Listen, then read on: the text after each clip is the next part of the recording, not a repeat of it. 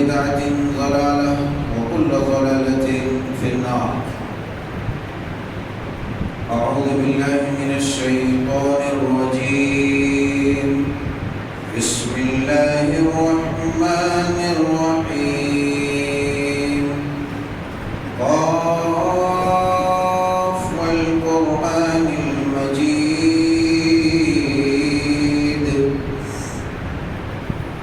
بل عجبوا أن جاءهم منذر منهم فقال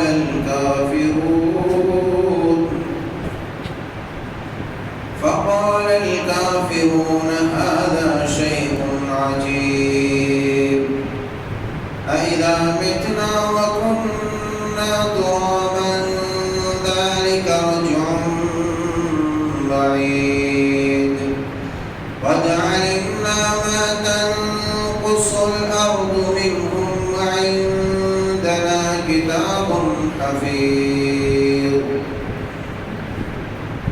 بل كذبوا بالحق لما جاءهم فهم في أمر مريج أفلم ينظروا إلى السماء فوقهم كيف بنيناها وزيناها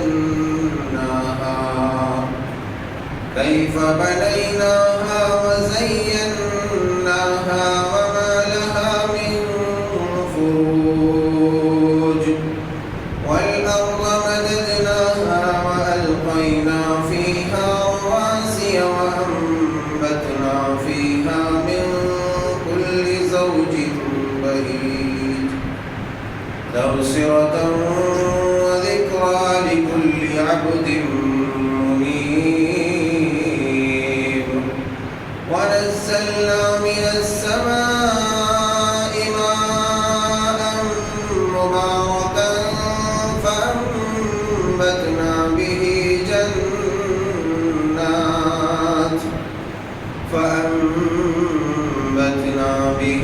جنات وحب الحصيد والنخل باسقات لها طلع نضيد رزقا للعباد وأحيينا به بلدة ميتا كذلك الخروج. وقال جل وعلا قد أفلح من زكاها وقد خاب من دساها. سبحانك لا علم لنا إلا ما علمتنا إنك أنت العليم الحكيم. رب اشرح لي صدري ويسر لي أمري واحلل عقدة من لساني يفقهوا قولي. اللهم رب زدني علما ربنا يسر ولا تعسر وتمم الخير.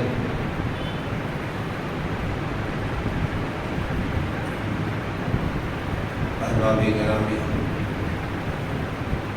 بزرگان کرام اور جوانان اسلام، پیارے بچوں اور خواتین ملت اسلامیہ، اللہ رب العالمین احکم الحاکمین ارحم الراحمین نے اپنے فضل و احسان، اپنے کرم اور مہربانی سے ہم سب کو دین نبوی کا پیروکار بنایا ہے اور ہر طرح کی نعمتوں سے ہمیں سرفراز فرمایا ہے. اسی لیے ہر قسم کی حمد و ثنا، بزرگی و برتری، عبادات اور ثنا و شکر، تسبیحات، تحلیلات، تکبیرات سب کے سب خاص ہے اللہ. فللہ الحمد ولہ الشکر سبحان اللہ وبحمدہ سبحان اللہ العظیم۔ نبی آخر الزمان جناب محمد رسول اللہ صلی اللہ علیہ وسلم حقیقی درود و سلام کے مستحق ہیں، کیونکہ آپ نے اپنی پوری زندگی ہماری فکر، ہماری اصلاح اور ہماری خیر و بھلائی کی فکر میں یوں ہی گزارتے ہیں، اور پھر آخرکار دین خدا کی تکمیل کے بعد رب ذوالجلال والاکرام نے اپنے پاس ملا لیا۔ اللہم صلی علی محمد۔ احباب گرامی، جیسا کہ ماہ شعبان سے ہم گزر رہے ہیں، اور اس ماہ شعبان المعظم کا 14واں دن ہے، یعنی نصف آدھا حصہ شعبان کا گزر گیا، آدھا حصہ باقی ہے، اور عنقریب یہ بھی گزر جائے گا۔ اس کے بعد ایک عظیم مہینہ آنے والا ہے، جس کا ہم انتظار کر رہے ہیں، جس کے ہم منتظر ہیں، کیونکہ گزشتہ کئی سالوں سے رمضان المبارک کے مقدس الرحمت مہینے میں ہم نے آزادی کے ساتھ جس طریقے سے ہمیشہ اللہ کی عبادت و اطاعت، اس کے ذکر و اذکار ہمیشہ کرتے تھے، ویسا ہم نے کرنے کی کوشش کی، مگر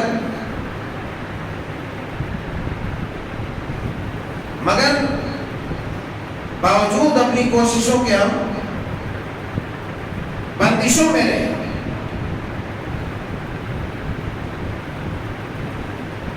اب سوال یہ اٹھتا ہے کہ رب تعالیٰ نے ہمیں ان خوش نصیبوں میں شمار فرمایا ہے، اللہ تعالیٰ ان خوش نصیبوں میں ہم سب کا نام لکھ دے، جن کے مقدر میں رمضان المبارک کا مقدس مہینہ لکھا ہے، اور اس میں اللہ تبارک و تعالیٰ کی عبادت، ذکر و اذکار کرنا لکھا ہے۔ ورنہ جب ہم اپنے دائیں بائیں دیکھتے ہیں تو بہت سارے وہ احباب جو کبھی رمضان المبارک کے مہینوں میں ہماری صفوں میں نظر آتے تھے، مگر آج نہیں، اور نہ جانے کتنے لوگ ایسے ہوں گے جو ابھی تو آتے ہیں نظر، مگر ہو سکتا ہے اس کا وقت، اجل، موت آ جائے اور پھر وہ اس دنیا سے کوچ کر جائے، پھر رمضان المبارک کے مقدس مہینوں میں وہ ہماری صفوں میں نظر نہ آئے۔ یہ بھی ممکن ہے، پاسبل، کیونکہ کوئی نہیں جانتا کہ اس کی موت، اس کا اجل، اس کا وقت، اس کی مدت کب پوری ہوتی ہے،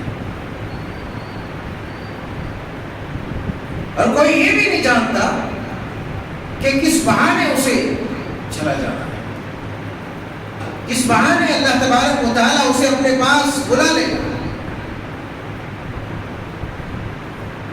تو دعا فرمائے کہ اللہ تعالیٰ ہم نے گزشتہ اپنی زندگی میں جو بھی کچھ عبادتیں کی ہیں، روزے ہیں، نمازیں ہیں، قیام ہے، اور جتنی بھی عبادتیں ہیں، ہم نے اپنی حیثیت، اپنی کمیت اور اپنی حقارت اپنی اوقات کے مطابق جو جو بھی کیا اللہ تعالیٰ شرف قبولیت سے نوازا۔ اور پروردگار جو آنے والا مقدس مہینہ ہے، پورے مہینے کی عبادت، پورے مہینے کے روزے قیام ہمیں نصیب فرما اور اسے شرف قبولیت سے نواز۔ آمین تقبل یا رب العالمین۔ تو احباب گرامی، اب سوال یہ اٹھتا ہے کہ جو اللہ تبارک و تعالیٰ کی اتنی بڑی مہربانی ہمارے اوپر ہوئی کہ ان تمام لوگوں میں سے ہمیں بچا بچا کر رکھا اور یہ مبارک اور مقدس مہینہ جو ہمارے قریب ہمارے سامنے ہے وہ عطا کیا، اس کے لیے ہم نے کیا ہے، اس کے لیے ہم نے تیاری کیا کی ہے، اس کے لیے ہم نے ٹائم ٹیبل اور شیڈول کیا بنایا ہے۔ ہمیں اپنے آپ سے پوچھنا ہوگا، ہمیں اپنے آپ سے پوچھنا ہوگا کہ اتنے تمام دشوار گزار راستوں سے گزار کر کے، اتنے تمام مصائب و آلام اور بڑے بڑے آفات بلیات سے بچاتے ہیں، موت کے جھٹکوں سے بچاتے ہیں، موت کے کوہرام اور ان کی طوفان بدتمیزی سے بچاتے ہیں۔ رب تعالیٰ نے ہمیں اس مقام پر لایا ہے، اس کے لیے ہم نے اپنے آپ کو کس حد تک مستعد کیا ہے، ہم نے کس حد تک اپنے آپ کو تیار کیا ہے، یا پھر ہم نے کچھ تیاری کی ہے، یا پھر اسی طریقے سے جو روز مرہ کی زندگی خواب و خیالوں میں گزرتی تھی، ہماری زندگی ویسے ہی گزرنے والی ہے۔ یقین مانیے اگر ویسے ہی گزرنے والی ہے تو اس سے بڑا بدبخت کوئی نہیں ہوگا، اس سے بڑا بدبخت کوئی نہیں ہوگا۔ اور اگر ہم نے تیاری کی ہے، اس کے لیے مستعدی دکھائی ہے، اپنے آپ کو چوکس کیا، تو یقیناً یہ آپ کی خوش بختی ہے جو رب تعالیٰ نے آپ کی قسمت میں لکھی۔ ہماری زندگیاں گناہوں سے بھری پڑی ہیں، ہماری زندگیاں نافرمانیوں سے، معصیات سے، منکرات سے، لغویات سے، منہیات سے، بےہودی باتوں سے، بےہودے کام سے ہماری زندگیاں بھری ہوئی ہیں، جہالت و صفات سے، ظلم و بربریت سے، نافرمانیوں سے، غرض یہ کہ ہر طرح کے گناہوں سے ہماری زندگیاں بھری ہوئی ہیں۔ اب یہ جو مہینہ آ رہا ہے، اس مہینے کا تقاضا کیا ہے، اس کا ڈیمانڈ کیا ہے، اس کی مانگ کیا ہے؟ وہ مہینہ ہم سے چاہتا کیا ہے؟ وہ مہینہ چاہتا یہ ہے قد افلح من تزکا کے مطابق ہمیں اپنے آپ کو کامیاب کرنا ہے۔ کس طریقے سے کامیاب کرنا ہے؟ اپنے آپ کو گناہوں سے پاک کر کے، صاف کر کے، اپنی غلطیوں کا اظہار کر کے، اپنے اندر سے ظلم و استبداد کو ختم کر کے، اپنے اندر سے منکرات کو نکال کر کے، اپنے اندر سے منمانی خواہشات کو نکال کر کے، قد افلح من تزکا، اپنا تزکیہ کرنا ہے، اپنی تطہیر کرنی ہے، اپنی صفائی کرنا ہے، اپنا تزکیہ کرنا ہے۔ ہماری زندگی میں جو غلطیاں، جو خامیاں، جو کوتاہیاں، جو برائیاں ہیں، ان برائیوں سے اپنے آپ کو صاف کرنا ہے۔ جب ہماری زندگیاں برائیوں سے صاف ہو جائیں گی، ہماری زندگیاں ظلم و زیادتی سے صاف ہو جائیں گی، ہماری زندگیاں نافرمانیوں سے صاف ہو جائیں گی، ہماری زندگیاں معصیات سے آزاد ہو جائیں گی، منکرات سے بچ جائے گی، تو پھر رب تعالیٰ ادھر سے ندا لگائے گا قد افلح من تزکا، میرا وہ بندہ کامیاب ہو گیا، میرا وہ بندہ فلاح پا گیا، میرا وہ بندہ کامران ہو گیا، میرا وہ بندہ معمورات ہو گیا، اب وہ جنت میں جانے کے قابل ہو گیا، اب وہ متقی ہو گیا، اب وہ پرہیزگار ہو گیا، اب اس کے لیے میری جنت کے دروازے کھل گئے۔ قد افلح من تزکا، جس نے اپنے آپ کو صاف کیا، اپنی تطہیر کی، اپنے اندر چھپے ہوئے خود سے، باطن سے اپنی روح کو آزاد کیا۔ ایسی صورت میں وہ بندے کے بارے میں یہ آیت کریمہ ہے کہ قد افلح من تزکا۔ جب ہم اپنی تطہیر کر لیں گے، اپنی غلطیوں کا تصفیہ کر لیں گے، اپنے گناہوں کا ازالہ کر لیں گے، ہم ظلم و بے ایمانی سے، ظلم و استبداد سے اپنے آپ کو بچا لیں گے، وَذَكَرَ اسْمَ رَبِّهِ فَصَلَّى کی طرح ہماری عبادتیں بھی کارگر ہوں گی، ہماری نمازیں بھی کارگر ہوں گی، ہماری اطاعت بھی کارگر ہوں گی۔ نہیں تو ایک طرف سے ہم اپنی عبادت، اللہ کا ذکر، اللہ کی عبادت کرتے جائیں گے، اور انہی تمام کوتاہیوں میں، انہی تمام مظالم میں، انہی تمام ستم روائیوں میں جب ہم پڑے رہیں گے تو دوسری طرف سے ہماری نیکیاں اور ہمارا اجر، ہمارا ثواب حاصل ہوتا جائے۔ اسی لیے رمضان المبارک کے اس مہینے میں، جس مہینے کا مقصد خالص اللہ تبارک و تعالیٰ کا تقوی دل کے اندر پیدا کرنا ہے، اور جس بندے کے اندر رب کا تقوی پیدا ہو گیا، اسی بندے کے بارے میں قد افلح من تزکا کہا کہ اسی نے اپنے آپ کو پاک کیا، اسی نے اپنے آپ کو صاف کیا، اور وہی آدمی کامیاب ہوا۔ کامیابی سے مراد اس آدمی کا داخلہ جنت میں پکا ہو گیا، اس آدمی کا جنت میں جانا پکا ہو گیا، اب وہ آدمی جنت سے دور نہیں رہے۔ تو سب سے پہلے ہمیں اپنی تطہیر کرنی ہے، اپنا تزکیہ کرنا ہے، اپنے یہ جو پچھلی ہماری جو زندگی گزری ہے، ان گزرے ہوئی زندگی میں، ان گزرے ہوئے لمحات میں، ان گزرے ہوئے اوقات میں، سر سے لے کر کے ناخن سے لے کر کے پیر تک، اور ناخن سے لے کر کے سر تک، اور سر سے لے کر کے پیر تک اپنے اندر جھانکیں، اپنا محاسبہ کریں، اور ایک ایک چیزوں کو گنیں کہ ہم سے کہاں زیادتیاں ہوئی ہیں، ہم سے کہاں نافرمانیاں ہوئی ہے، ہم سے کہاں کوتاہیاں ہوئی ہے، ہم سے کہاں خیانت ہوئی ہے، ہم سے کہاں زیادتیاں ہوئی ہے، ہم کہاں رب کی معصیات کا مرتکب ہوئے ہیں، ہم کہاں اللہ کے خلاف قدم اٹھائے ہیں۔ ان تمام چیزوں کا محاسبہ کر کے پہلے اپنے آپ کو پاک کرو، اس رمضان المبارک کے اس کے اجر و ثواب کو لینے کے لیے، اس کے فضائل و برکات کو اپنے نصیب اور اپنے مقدر میں کرنے کے لیے پہلے اپنی تطہیر کرو۔ نہیں تو اگر اسی حالت میں رہے اور یوں ہی چلتے چلاتے رہے، پھر نہ اس کے فضائل تمہارے نصیب میں آئیں گے، نہ اس کی جو ہے برکات تمہارے مقدر میں آئیں گے، اور نہ ہی پھر اس کی جو رحمتیں ہیں، اس کی جو وسعتیں ہیں۔ اور اللہ تبارک و تعالیٰ نے اس مہینے میں جو بندہ مومن کے لیے خصوصیات رکھی ہے، ان تمام چیزوں سے ہم محروم ہو جائیں گے، وہ چیزیں ہمارے نصیب میں نہیں ہیں۔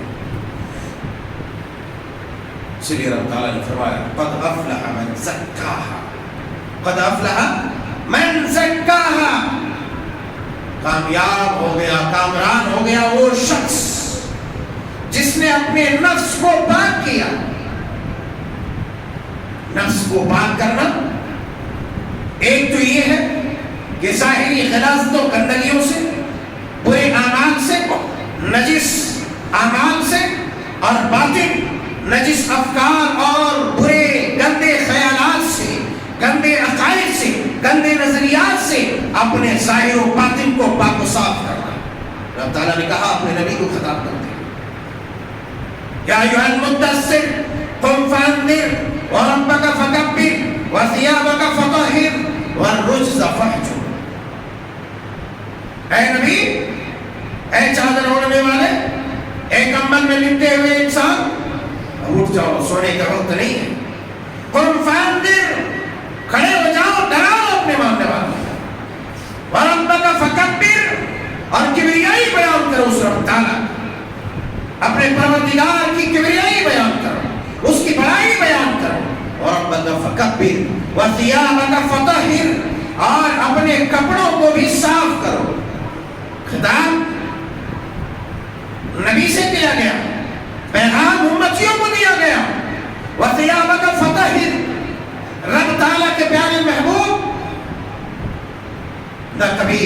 کپڑا نجس رہتا تھا، نہ کبھی افکار، نہ کبھی خیالات، نہ کبھی نظریات، تمام کے تمام ظاہر و باطن منور، مجلہ، مصفہ، صاف ستھرا نترا۔ اس کے باوجود بھی اپنے رسول سے یہ خطاب کرنا، اپنے رسول کو یہ پیغام دینا، قم فانذر وربک فکبر۔ مطلب کیا ہوا؟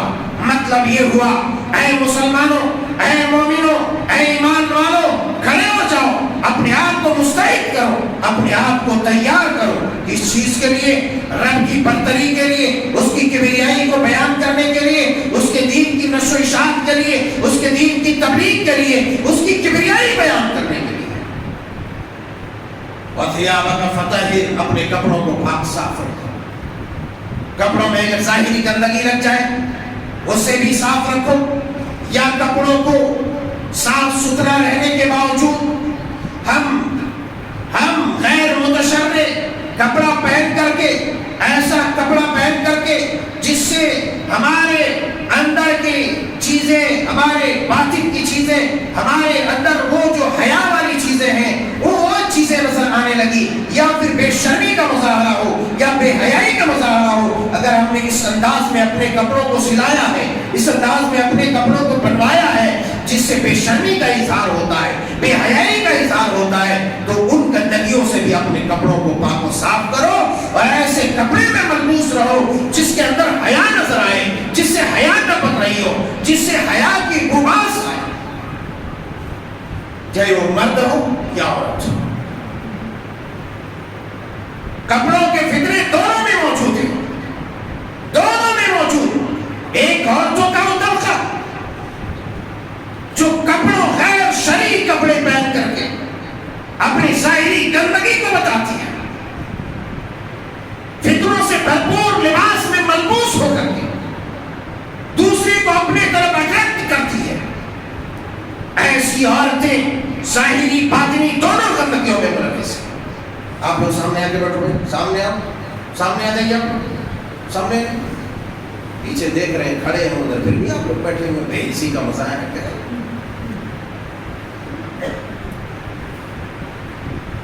دوسرا وہ طبقہ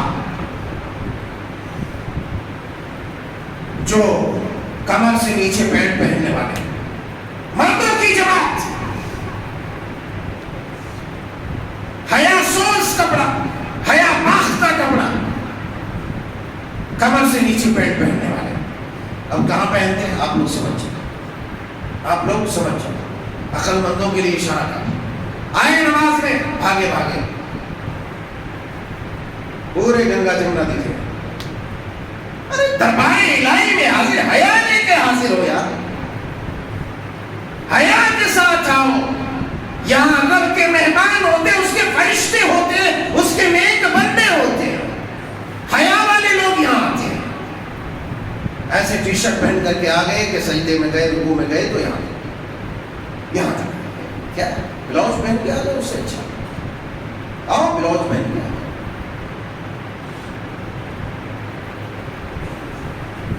ایک مرد کا کم از کم عام حالات میں یہاں سے لے کر کے ادھر تک ڈھکا رہنا چاہیے۔ اب بیچارہ جو حد ہے وہ تمام حدوں کو پاری کر دے رہا ہے۔ ارے کپڑا پہن کے کیا فائدہ ہے جب تمہاری شرمگاہ نظر آ رہی ہے، لوگوں کو نظر آ رہی ہے، تم نماز میں ہو۔ اب تم ہی بتاؤ، جو چیز غیر نماز میں جائز نہیں ہے وہ چیز نماز میں کیسے جائز ہو سکتی ہے؟ تو ان گندگیوں سے بھی اپنے آپ کو پاک کرو، کم از کم ایسے لباس پہنو جس سے تمہاری حیا باقی رہے، تمہاری حیا بچی رہے، تمہاری بے شرمی نہ دکھے۔ تو رب تعالیٰ نے فرمایا ظاہری باطنی گندگیوں سے اپنے آپ کو پاک کرو۔ جس نے ظاہری اور باطنی گندگیوں سے پاک کیا، پھر ایسی صورت میں اس کے بارے میں فرمایا کہ یہی لوگ کامیاب ہیں۔ تو اپنا تزکیہ ہمیں کرنا ہے، اپنی صفائی کرنی ہے، اپنی ستھرائی کرنی ہے، ہر طرح کی صفائی ستھرائی، ظاہری جسم کے اندر جو گندگیاں ہے اس سے بھی، باطنی جو ہے اس سے بھی۔ ہم آج تک شریعت سے دور رہے، لاپرواہ ہیں، اس گندگی سے بھی، اس گندے خیال سے، اس گندے نظریے سے بھی اپنے آپ کو پاک کرنا ہے، اور ہمیشہ ہمیش کے لیے پاک کرنا ہے۔ ایسا نہیں ہے کہ رمضان آ گیا اور خوشبو لگا کر کے آ گئے بڑے صاحب بن کے، ٹوپی ووپی لگا کے اور اپنے آپ کو جو ہے کہنے لگے کہ ہم بھائی ایسا ہے ویسا نہیں. وہ صفائی آپ کے پاس رہے، وہ تطہیر آپ کے پاس رہے، وہ دین کا مذاق آپ کے پاس رہے، آپ جانیں، آپ کا کام جانیں. ایسی عبادتوں کا کوئی مطلب نہیں، نہ ایسی عبادتوں سے رب کو کوئی مطلب ہے. ویسے ساری دنیا عبادت نہیں کرے تب بھی اللہ کا کچھ بگڑنے والا نہیں، تب بھی کچھ بگڑنے والا نہیں. اچھا اس کے بعد فرمایا وَقَدْ خَابَ مَنْ دَسَّاهَا، اور جس نے پاک نہیں کیا اپنے آپ کو. اب تک تو بتلا رہا تھا پاک کیا، اس آدمی کا فائدہ کیا ہے، اس کے لیے فائدے میں گنا رہا تھا، اس کے لیے بشارتیں سنا رہا تھا کہ جس نے اپنے آپ کو ظاہری باطنی گندگیوں سے پاک و صاف کر لیا. دل کے اندر جو خباثت ہے، دل کے اندر جو خباثت ہے، کینہ ہے، کپٹ ہے، بغض ہے، عناد ہے، حسد ہے، جبن ہے، التباس ہے، وہ سب کے سب بدترین قسم کی گندگی ہے، بدترین قسم کی گندگی، بدترین قسم کی. ایک آدمی کے کپڑے میں اگر ظاہری گندگی لگ جائے، غلاظت لگ جائے اور اسے معلوم نہ ہو، وہ نماز پڑھ لے تو اس کی نماز دہرانے کی ضرورت نہیں ہے، اس کی نماز ضائع نہیں ہوگی. مگر جس آدمی کے دل میں یہ جو گندگیاں ابھی میں گنایا، یہ جو گندگیاں ابھی میں نے گنایا، ان گندگیوں میں سے کوئی گندگی جب دل میں رہے گی تو ابھی شعبان کی فضیلت میں آپ نے حدیث سنی تھی، شعبان کی 15ویں رات کی فضیلت میں کہ اللہ تبارک و تعالی مشرک اور مشاہد جس کے دل میں حسد، کپٹ، کینہ، بغض، عناد یہ بیماریاں ہو، اللہ تعالیٰ ان لوگوں کو معاف نہیں کرے، ان لوگوں کو معاف نہیں کرے. دوسری بات بھی میں نے بتلائی تھی کہ اس آدمی کی عبادتوں کو قبول کرنے سے روک لگا دی جاتی ہے. اب آپ بتلائیے، وہ بیچارہ جس کے کپڑے میں ظاہری گندگی لگی تھی، اس کی نماز تو ہو گئی، اس کی عبادت تو قبول ہو گئی، مگر اس آدمی کی عبادت پر روک لگا دی گئی ہے. چاہے وہ راتوں کو اٹھ کر تہجد پڑھتا ہو، وہ قیام اللیل کا عادی ہو، وہ روزوں کا رکھنے والا ہو، نمازوں کو پڑھنے والا ہو، بے شمار قربانیاں کرنے والا ہو، رب تعالیٰ اس کی عبادت پر روک لگا دیتا ہے. دیکھو کرتے رہو، دنیا دیکھے گی کہ بھائی صاحب ہے نمازی، بھائی صاحب ہے عبادت گزار ہے، متقی ہے، پرہیزگار ہے، مگر ہوگا رب کے یہاں سب انکار، سب ہو جائے گا بیکار. تو اپنے آپ کو ظاہری اور باطنی گندگیوں سے دلوں کو صاف کرو، دلوں کو صاف کرو. ہر اسی طور پر تکلیفیں ایک دوسرے سے ہو سکتی ہے، اگر اس کو پال لینا.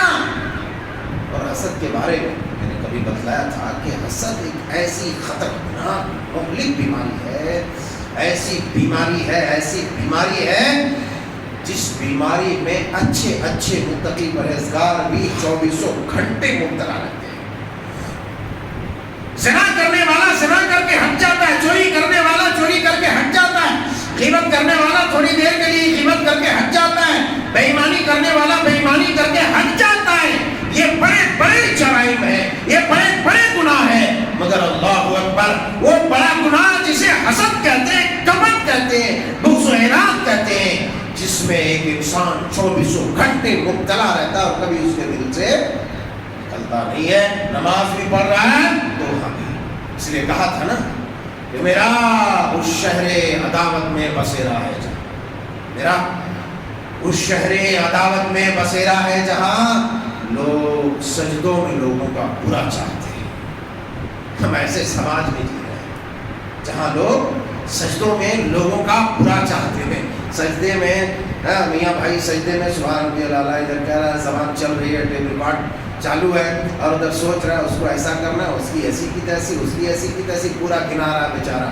جہاں لوگ سجدوں میں لوگوں کا برا چاہتے ہیں، یہ بڑی بڑی بڑی بیماری ہے ہماری، اور اس بیماری میں جو ظاہری نقصان ہے، باطنی نقصان ہے، وہ تو ہے ہی ہے، مگر ظاہری نقصان یہ ہے کہ اس کی صورت، اس کی کیفیت، اس کے چہرے کا رنگ ڈھنگ بدل جاتا ہے،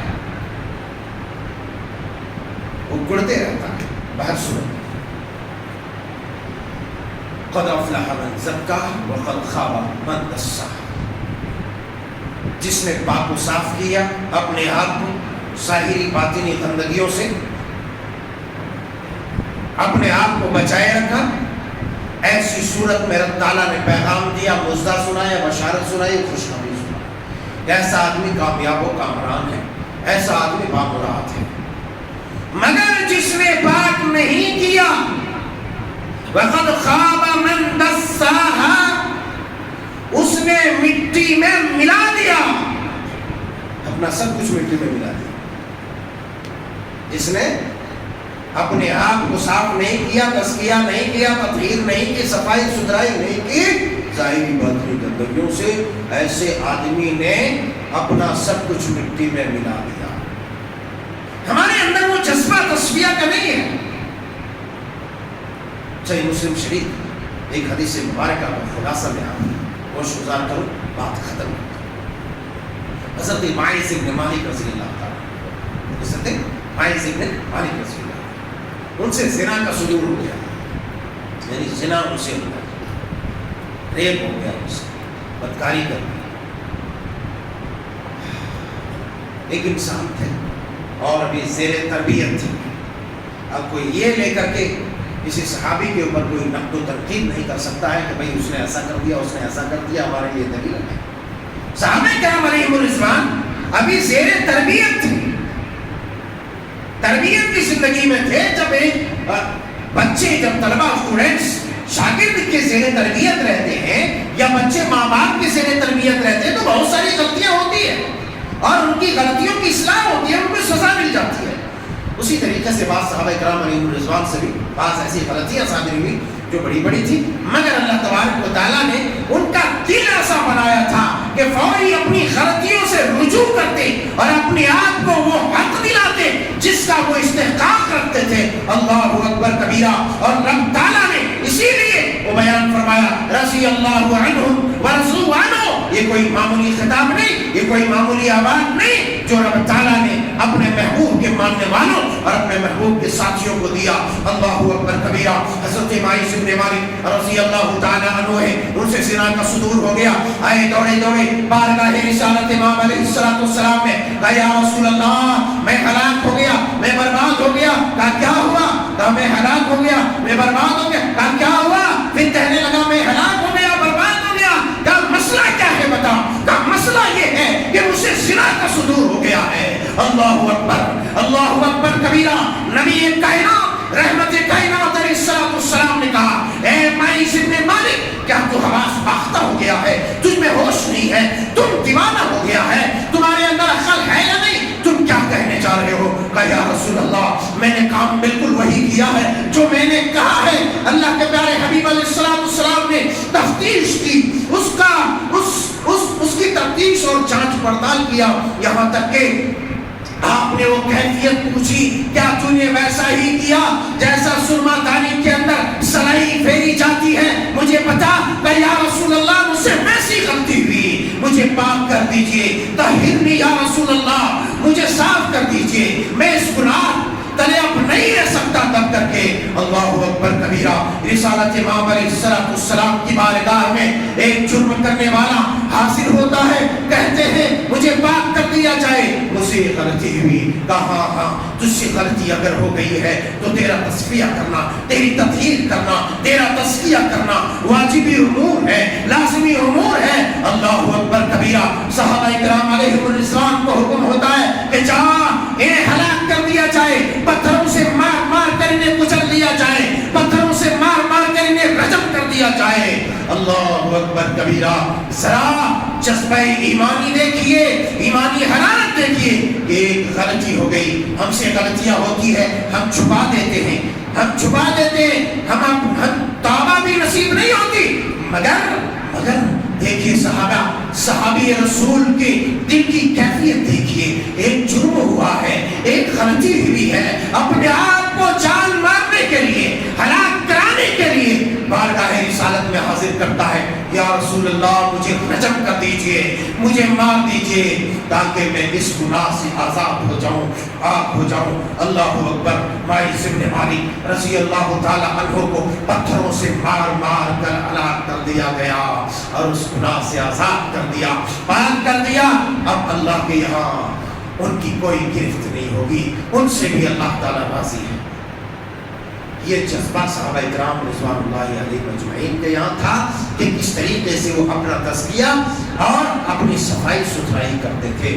ضرورت ہمیں اس بات کی ہے, ہم سے جو غلطیاں ہوئی ہیں لوگوں کے بیچ آ کر کے نہیں, تنہائیوں میں بیٹھ کر کے, چونکہ ہمارے بیچ ویسا کوئی نہیں, ہمارے پاس نظام ویسا نہیں جس سے حکومتی سطح پر ہماری تطہیر ہو سکے, لہٰذا جن سے یہ جرائم ہوئے ہیں وہ رب تعالیٰ کے سامنے بیٹھے, بارگاہ رب العزت میں ہاتھ اوپر کرے, 2 رکعت نماز پڑھے اور اپنے جرائم کو قبول کرے کہ رب مجھ سے اس طرح کی حرکتیں ہو گئی ہیں, اگر تو نے معاف نہیں کیا تو اب ہم کہیں کے نہیں رہ جائیں گے. ربنا ظلمنا انفسنا وان لم تغفر لنا وترحمنا لنكونن من الخاسرین.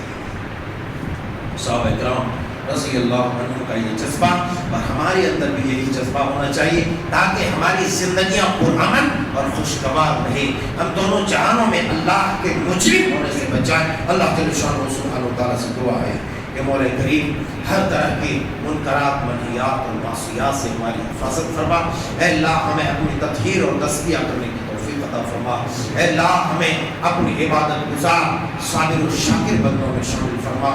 اللہم اجعلنا مع النبیین والصدیقین والشہداء والصالحین. آمین. تقبل یا رب العالمین.